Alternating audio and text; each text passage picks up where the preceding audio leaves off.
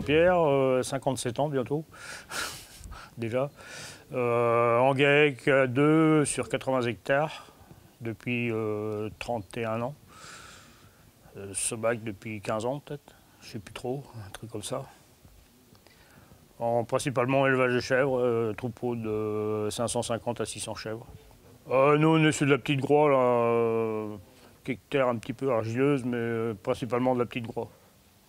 Terre de plaine, on a un peu dans les bords, mais bon, c'est plus sur le sable. La majorité, c'est petite groix. Puis on a commencé par l'intermédiaire de François, on le connaissait un peu avant. Un jour, il s'est pointé là, il s'est présenté, enfin représenté, et comme quoi qu'il avait changé, puis qu'il travaillait pour la Sobac. Et puis il me dit, j'ai la solution pour ton fumier. Je lui dis, ouais, peut-être, on verra. Au départ, on avait prévu faire qu'une chèvrerie pour voir ce que ça donne, et puis 2 mois après, on a tout fait, quoi. Puis voilà, c'est démarré comme ça. Vu les résultats, vu ce qu'on obtenait sur le fumier, on a continué. Le fumier, autrefois, le fumier de chèvre, il se décomposait très très mal. On n'arrivait plus à l'épandre, tout simplement. Une fois après, avec le produit, avec le bactériolyte, il n'y a pas photo, quoi.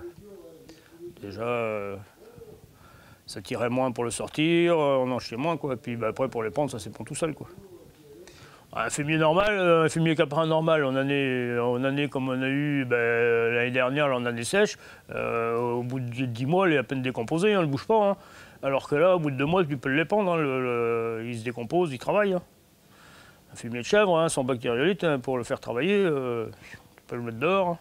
Rien que l'ambiance du bâtiment aussi, il n'y a pas photo. Hein, quand on a eu fait sur la première chèvrerie, la fois d'après, on a dit on fait tout. Hein. Rien qu'au niveau de l'ambiance du bâtiment.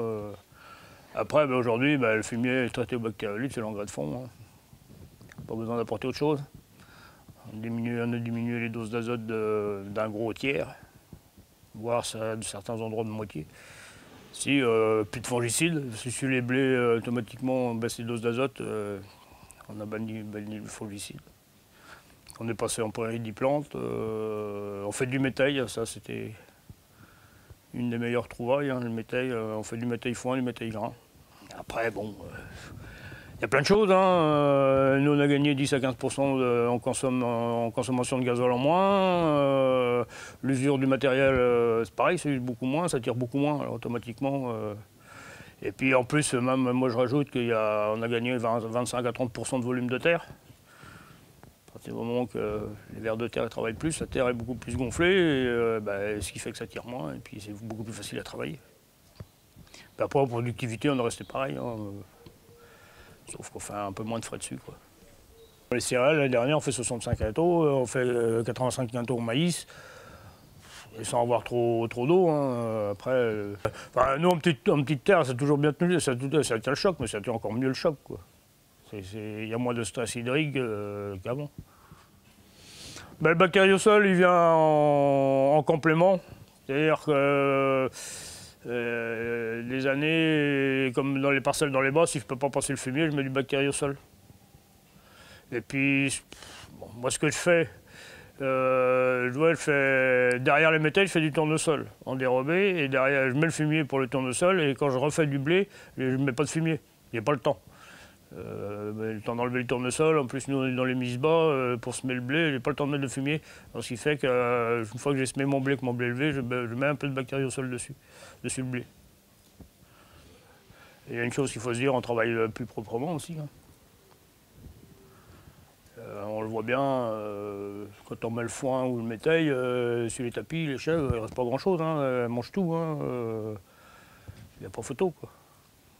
C'est tout un ensemble après qui se met en place et puis on voit les résultats derrière. Après, il faut y aller, quoi, hein, c'est tout. On voit déjà l'évolution, déjà un profil de sol sans Sobac et le profil de sol Sobac, déjà il n'y a pas photo. Hein. Rien que la couleur de la terre n'est pas la même.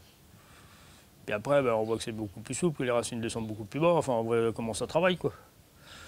Non, mais c'est assez frappant. Le plus frappant, c'est à la Charrière là, qu'on avait. Il y en avait 3. Il y avait pas Sobac d'1 an, Sobac de 2 ans, je ne me souviens plus. Et on voit l'évolution sur les 3 années. Il n'y a pas photo. Hein. Même celui-là qui n'est pas du métier, il le voit. Hein. La terre n'est pas de la même couleur, ça change. Et ça, à chaque coupe de sol qui a été faite, c'est la même constatation, quoi. La société, la Sobac, elle a vachement évolué. Ils avancent, hein, ils vont de plus en plus loin. C'est ce qui est bien. Ben, ça nous conforte dans notre idée, puis ça nous renforce encore de plus en plus, quoi. De dire qu'aujourd'hui, on ne changera pas d'avis, quoi.